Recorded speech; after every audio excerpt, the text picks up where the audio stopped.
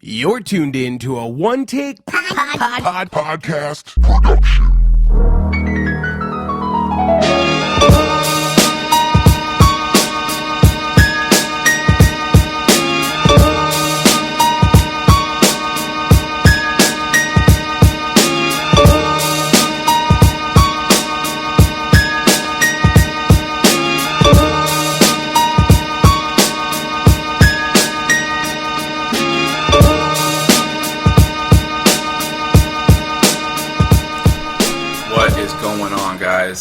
Alright, welcome to the Press Coverage Podcast. I am your host, Jeff Lambert, writer, founder, CEO of GoingFor2.com. You could find me on Twitter at JeffLambert77. That's Jeff spelled Geoff. Alright guys, so we got a lot to go over today. Lots of news has happened since the last time I had a podcast. But before we get into all the fantasy relevant news, I wanted to touch a little bit on this Aldon Smith thing. Of course, if you haven't heard yet, Aldon Smith was arrested last night for DUI, vandalism, and a hit and run. And then, of course, the 49ers today released him. The writing was kind of on the wall with that one. I mean, this guy's had multiple issues. This is his fourth arrest in the last 2 years. I believe 3 of the 4 were involving alcohol. This might be his second, maybe even his third DUI. So this guy basically has all the talent in the world. He just can't get his act together. So I do think that the 49ers did the right thing by releasing him. I think by keeping him on the team, they've been enabling him. They've kind of stood by him as best they could. I mean, the last time he got suspended for 9 games, he went into rehab. And they kind of stood by him, basically stood up for him in the media. All of his teammates rallied around him. They were all saying the right things, at least publicly. And this guy kind of just spit in their face and went back to do the same old things that he's done before. Hopefully he gets his act together. They did go and say that they were going to support him, even though he's no longer a member of the team, that they were going to support him. I don't know if that's financially or if that's just, moral support or whatever, but I think he's got an issue that he needs to get resolved, and until then, I don't think he should be playing football. With that said, though, I bet you there's plenty of teams out there that would love to sign him. They think they could do a better job at managing him. So I'm really curious to see what the NFL does as far as his suspension goes. I'm sure he'll get some kind of suspension. Can't imagine it would be anything less than the 9 games he got last year. And I wouldn't be surprised if he was suspended for the entire year. He's pretty much spit in the face of everybody that's tried to help him out, including Roger Goodell. They had a sit-down meeting last year, and I'm sure he gave plenty of apologies to Roger Goodell and, gave him the usual "I'll never do it again" speech. And now basically he's come out and done it again. Just kind of puts a cap on the 49ers off-season. It's one of the worst, if not the worst, off seasons in the history of the NFL.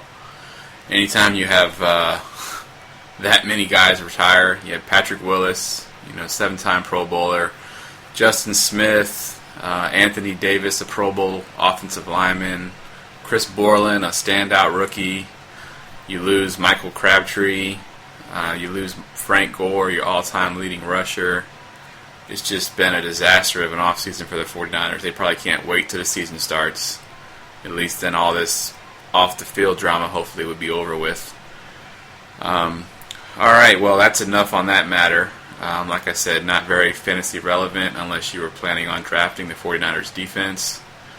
So on that note, let's go ahead and get into some fantasy stuff. Of course, the biggest thing right now in fantasy is the Arian Foster injury. Potentially going to be out until week 10, though today I've heard some reports that it won't be as long as they originally thought.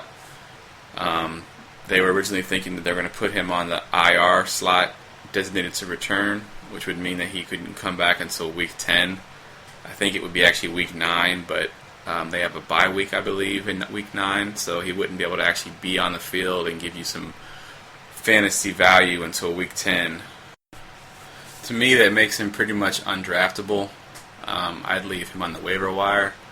Maybe if you're lucky, the week that he comes back, you can add him. But I'm just not going to draft a guy, even if I get him in the last round before I draft my defense and my kicker. I want guys that are going to have value, for the season. And to hold on a guy for 10 weeks that really can't do anything for you, that's just too much. Because when you get to your bye weeks, you're looking at your team like, who am I going to drop? And it's probably going to be Arian Foster because he can't do anything for you. So you might as well just not draft him at all and just hope that the week he comes back, you can add him on your waivers.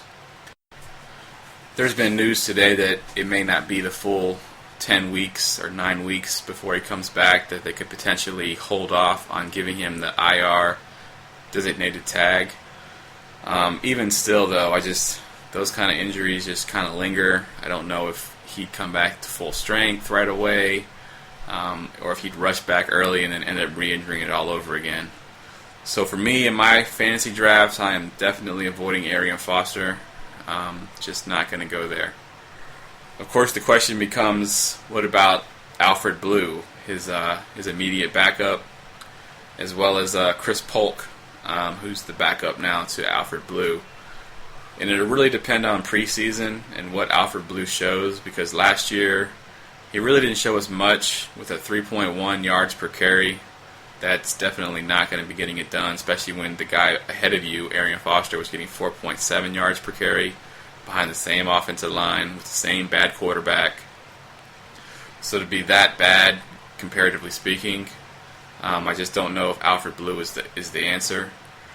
What I'm predicting really is that Alfred Blue becomes the first and second down back, and then they either sign somebody off the street like a Pierre Thomas, or one of the guys that are sitting out there waiting, Ahmad Bradshaw, good receiving type backs, and they use him for the third down back, which of course limits Alfred Blue's value. He definitely will move up. Alfred Blue, he'll move up draft boards. He's definitely draftable as a late round flyer, because you never know. He could go into week 1 and have a huge game and earn the starting job and show all of us that he was worth his draft pick. Arian Foster kind of did the same thing. He came out of nowhere. No one predicted that he was going to have the seasons that he did, and look at where he's at. So potential is definitely there for him to do that. I just don't expect it. So for me, Alfred Blue, late round flyer. Arian Foster, not draftable. The interesting guy, though, is Chris Polk, because the Texans did go out and sign him. They went after him. It wasn't like a sort of an afterthought signing. They definitely went after and got Chris Polk from the Philadelphia Eagles. So he could potentially, in preseason, and through training camp, if he shows well, could go into week 1 as a starter, or at least, right there, ready to take over if Alfred Blue slips up. So Chris Polk could be a sneaky little sleeper, especially if you play in like a deep league, when you get down to those late rounds and there's just nobody sitting there, nobody of value. Chris Polk, you can add him to your bench and just hold on to him for a few weeks and see how Alfred Blue does. If Alfred Blue comes out like gangbusters, well then you know what, you can drop Chris Polk and pick up somebody else. But there's a chance that Alfred Blue doesn't play well those first 3-4 weeks and they put Chris Polk in to see what they got.